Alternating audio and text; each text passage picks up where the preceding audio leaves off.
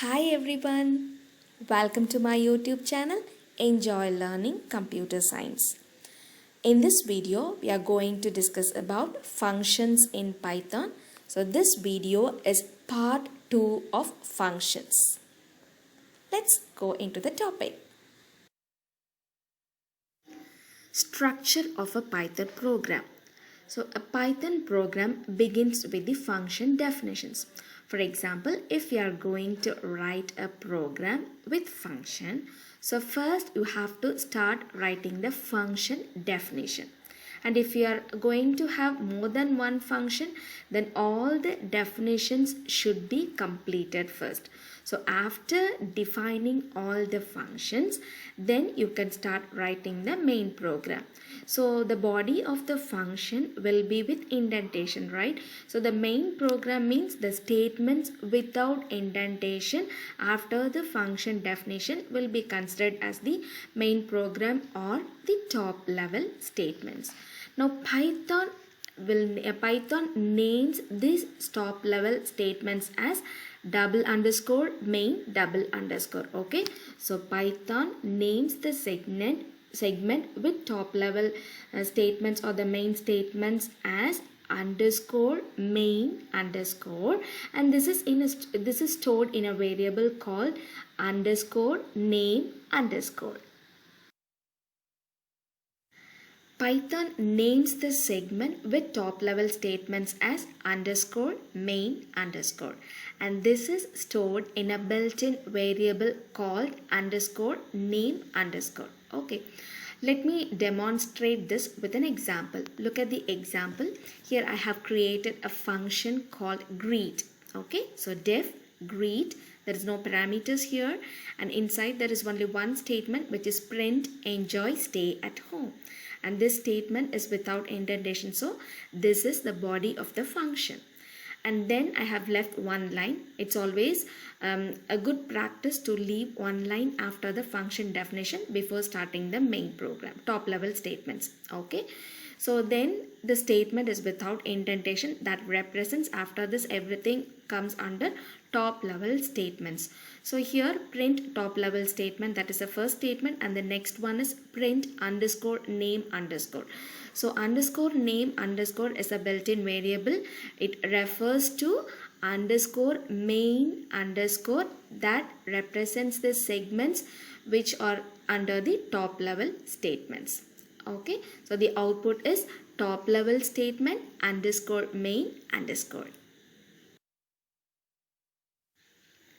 Now let's learn about the flow of execution in a function call.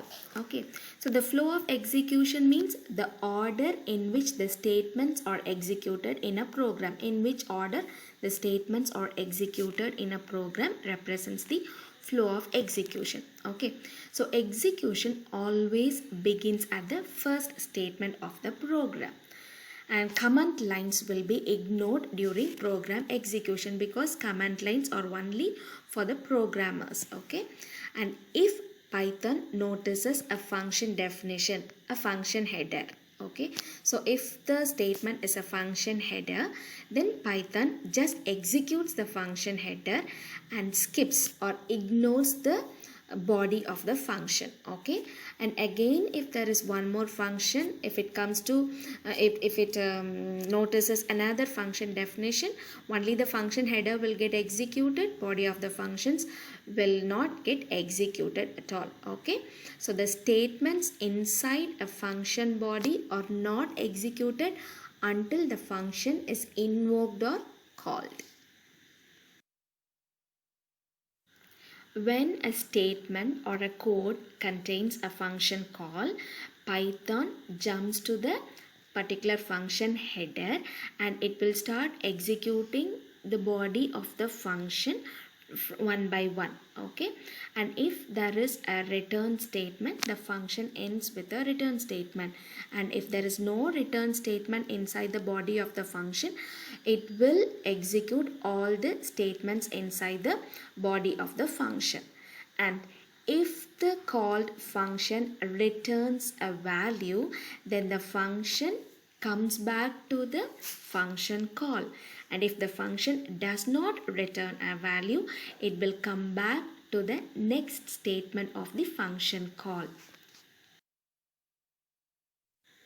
Now let me demonstrate the flow of execution using a program. Okay, so what is flow of execution?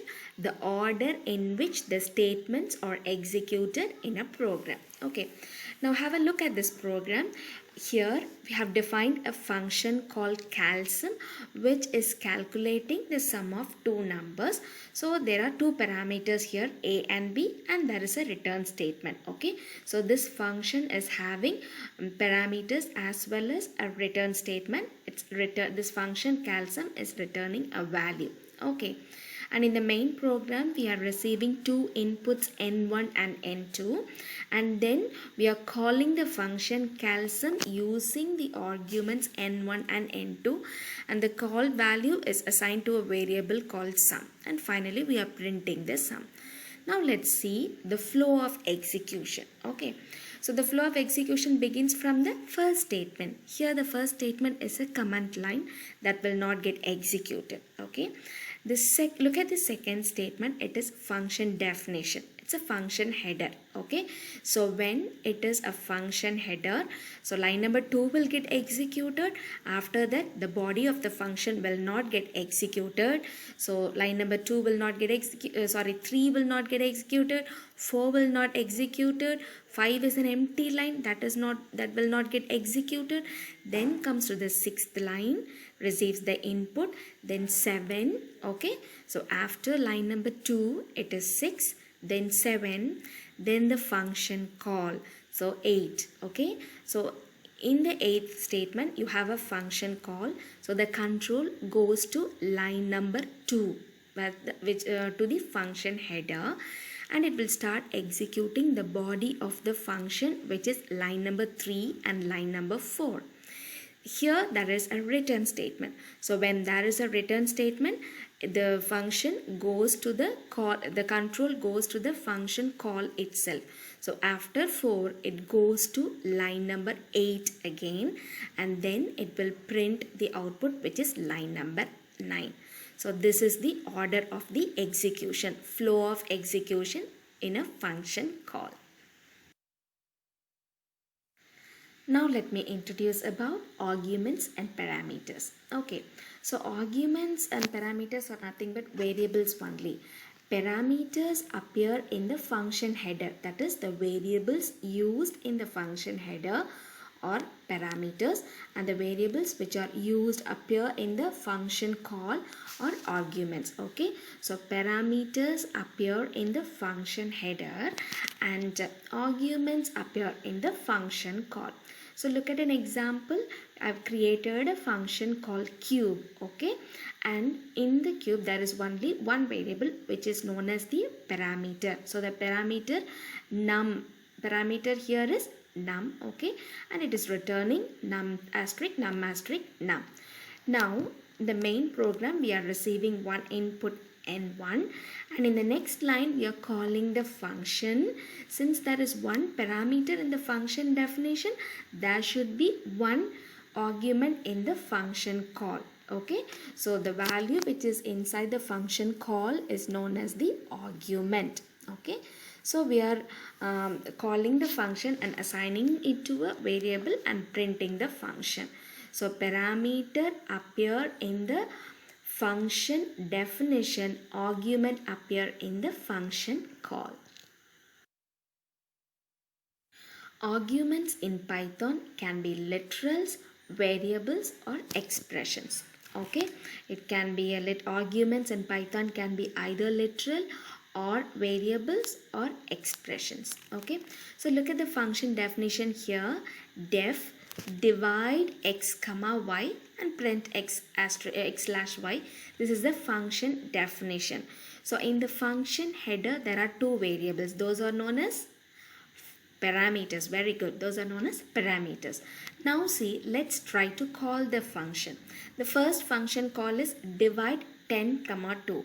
Here 10 and 2 both are literals. Okay, so the function can be called using literal arguments, or one can be literal, one can be a variable, or one can be variable, the another one can be an expression.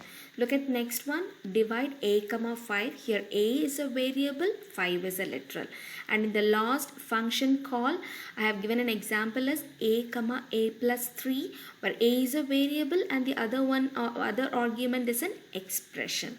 So an argument in the function call can be either a literal, a variable, or an expression. Passing parameters. So as you all know, parameters appear in the function definition and arguments appears in the function call. Okay. Now arguments are of three types: positional arguments, default arguments, and keyword arguments. Okay. Positional arguments, default arguments, and keyword arguments. Now let's learn about positional arguments. These positional arguments are otherwise known as required arguments or mandatory arguments. Okay, so when the function call must match the number of arguments and the order of the arguments as defined in the function definition, then it is known as positional arguments. Okay, so the number of parameters and the number of arguments in the function call must match and it should be in the same order. For example, if you are defining a function with two variables x and y, and in the function call you are using two values x, 10 and 20. So 10 should be assigned to the first parameter and 20 should be assigned to the second parameter. Okay, so when the function call must match the number of arguments and the order of arguments, that is known as the positional arguments. Okay, so the values of arguments are matched with parameters position wise, that is order wise. Let me explain positional arguments with an example. Here I have defined a function called check. There are three parameters a comma b comma c, and I have given three function calls as examples. Look at the first function call, check x comma y comma z. Okay, so in the function definition we have three parameters. In the function call there are three arguments. Okay, so all the values are passed. So a will get the value of x, b will get the value of y, and c will get the value of z. So in order wise it will be assigned. And in the next function call, check 2 comma x comma y. So here the look at the function definition. A will get the value 2, B will get the value x, and C will get the value y. Okay, and in the last function call, check 4 comma 8 comma 12. See, all the arguments are passed as literals here. In this function call, A will get the value 4, B will get the value 8, and C will get the value 12. Okay, so in the function call the values must be matching to the function definition. Okay, it will be assigned order wise. Let's see one more example for positional arguments. Here I have defined a function called add, which takes three parameters. So in the function header there are three variables, those are known as parameters, and sum is equal to a plus b plus c. There is a print statement, and in the main program we are receiving values for x, y, and z, and there is a function called add x comma y comma z. Okay, so in the function definition, in the function header we have three parameters. In the function call, three arguments are there. So here x will be assigned to a, y will be assigned to b, and z will be, so c will take the value z. So I have given three function calls here. Add 3 comma x comma y means a will take the value 3, b will take the value x, and c will take the value y, and so on. So no value can be skipped from the function call, and you should not change the order also when you are using positional arguments. Default arguments. A parameter having default value in the function header is known as default parameter. Suppose a parameter having a default value in the function header, and when you call that particular function, it is not necessary to pass a value for the default parameter. It is optional. So function call may or may not have a value for the default parameter. Okay. And any parameter cannot have a default value unless all the parameters appearing on the right have the default values. So in a function definition, in the function header, first you have to give the positional arguments, then only you can assign the default arguments. Look at these examples. The first one is def interest. We are defining a function called interest with three parameters inside: principal, rate and time is equal to 15. So first we started with positional arguments.